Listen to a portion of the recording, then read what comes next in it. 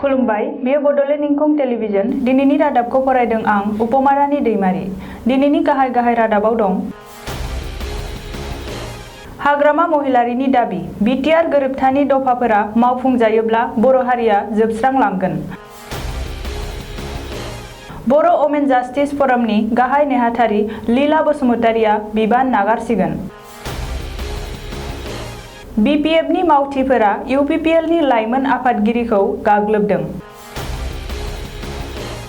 अनजलि दैमारिया बिपिएफआव हाबनायनि उनाव बिपिएफआ ब्रैथि खेब सरकार दानाया रोखासिन जाबाय होनना दैदेनगिरिफोरा मिजिंथिदों।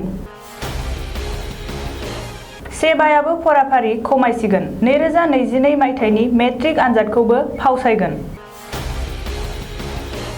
उदालगुरियाव गोबांथार बिबांनि हाथियार बुरखांदों। आसामनि गासैबो हेरिटेज साइटफोर रैखाथिनि थाखाय रायजो सोरखारा गोदान आयेन बानायसिगोन।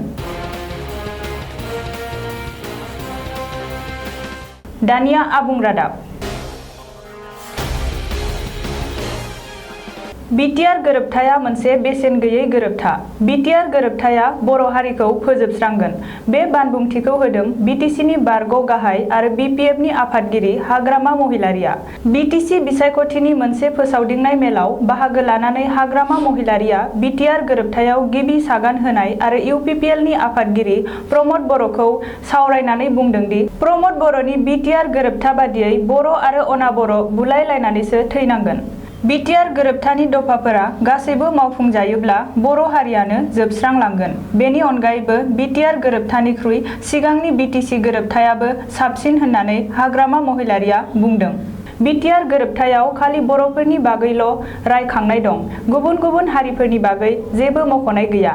नाथाय सिगांनि बिटिसि गोरोबथायाव बर'फोरजों लोगोसे गुबुन हारि हारिसाफोरनि रैखाथिनि बागैबो मख'नाय दंमोन। बर' वमेन जास्टिस फराम सुंद'यै बोजोबनि गाहाय नेहाथारि लीला बसुमतारिया बिबान नागारनो फोसावबाय। बर' वमेन जास्टिस फरामनि आफादगिरि ड अनजालि दैमारिया समबारखालि हाग्रामा महिलारि दैदेननाय बिपिएफ दोलोआव उदाङै जइन जानायखौ दुखु मोननाय आरो खुद्रिनाय फोरमायनानै बर' वमेन जास्टिस फरामनि गाहाय नेहाथारि बिबान एंगारनो फोसावदों लीला बसुमतारिया। आं बोजोबनि नेहाथारि नंगौ, नाथाय जोबोद दुखुनांथाव जानानै फैबाय। जोंनि बोजोबनि आफादगिरि मानगोनां ड अनजलि प्रभा दैमारि बिथाङा दिनै हरखाबै बिपिएफआव जे हाबबाय, बे बाथ्राखौ आङो एक्सुवेलि हाबनायनि एसेल' सिगां मिथिदों। रैमालि मुसाहारि जोंनि बोजोबनि पाब्लिसिटि नेहाथारि बिथाङा आंखौ 11 बाजिसोआव कल खालामदोंमोन आरो बुंहरदोंमोन जे जों सिगांबो जोंनि बोजोबनि आफादगिरिया जिखुनु मोनसे राजखान्थि हान्जायाव हाबोब्ला जोंहा आपत्ति गैया, जों बेखौ सावरायखादोंमोन। थिग बेबायदियैनो जोङो थांनाय 10 आगस्टआव जे जोंनि एग्जिकिउटिभ बरमायाव जादोंमोन, जों बेवहाय मोनसे रिजलिउसन लादों। जोंनि आफादगिरिया जोङो बिपिएफआव हाबसिगोन बे बाथ्राखौ होननानै बियो आंनो खोन्थाहरदों। अब्ला आं बुंदों आंथ' माथो मिथिया माथो।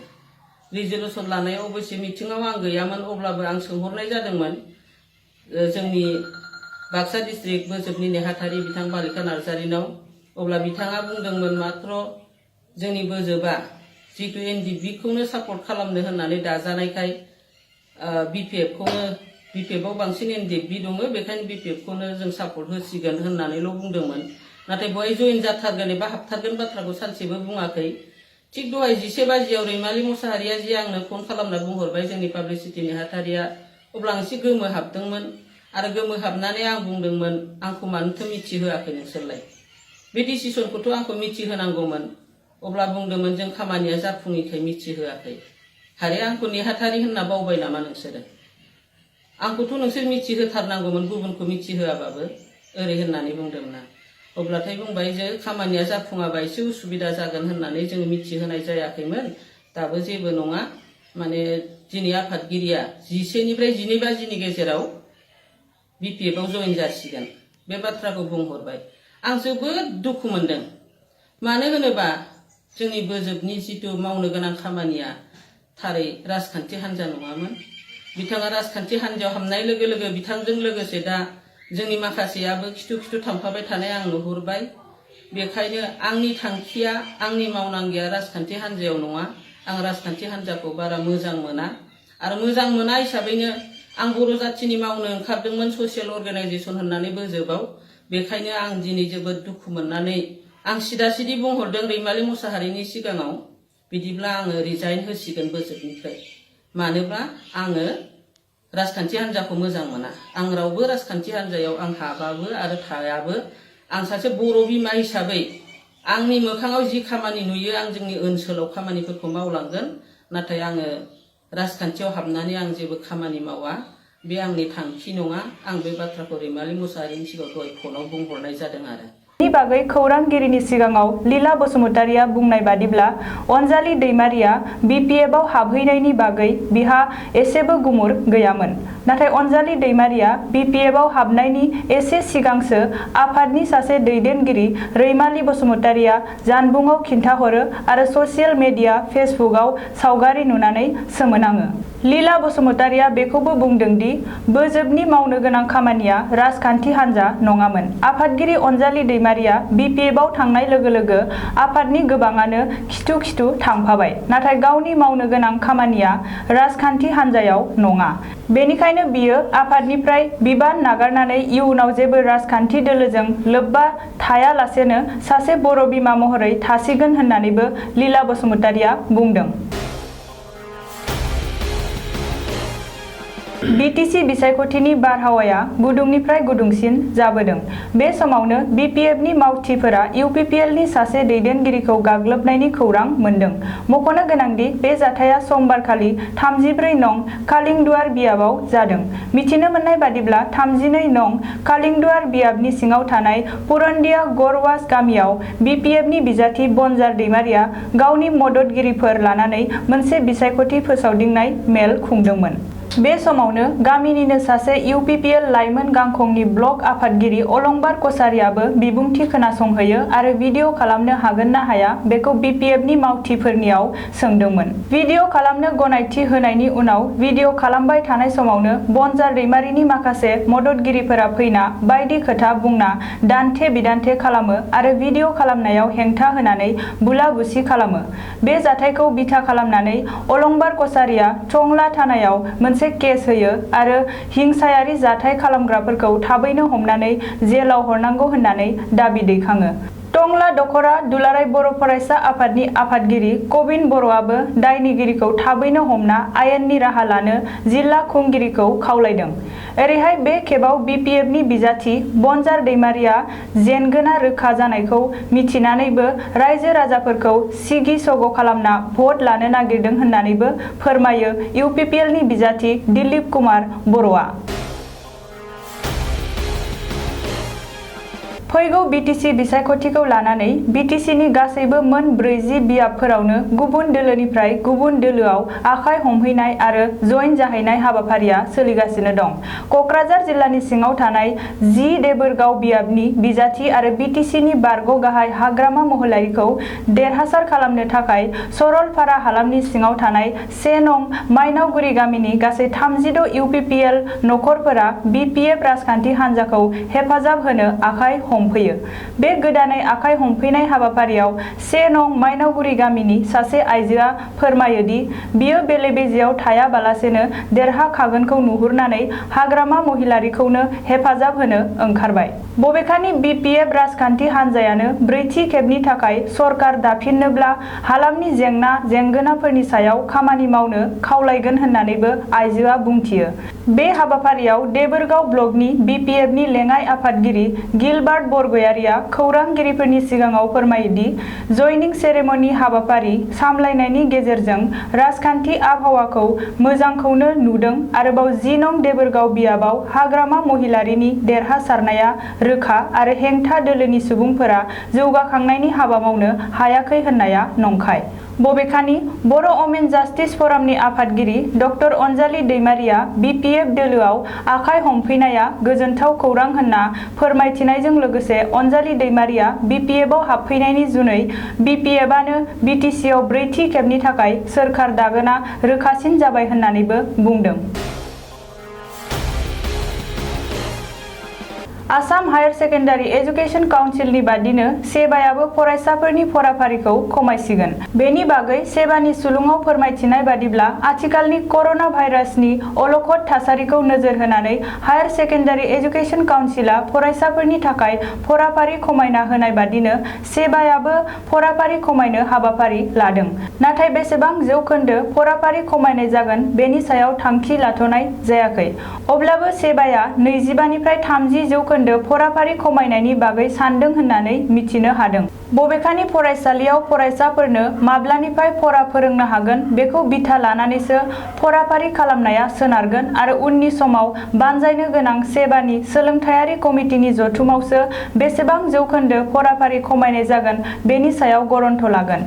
बै गोदान फराफारियाव बबे बबेखौ सोसननाय जागोन आरो माखौ दानख'गोन बेनि सायाव थि खालामनो थाखायबो बिबान होनाय जाबाय होननानै सेबानि सुलुङाव मिथिनो मोन्दों। मख'नो गोनांदि रायजो नाङै कर'ना भाइरासनि थासारिखौ नायनानै आसाम हायर सेकेन्डारि एजुकेशन काउन्सिला गावसोरनि फराफारिनिफ्राय 30 जौखोन्दो खमायनो फोसावदों।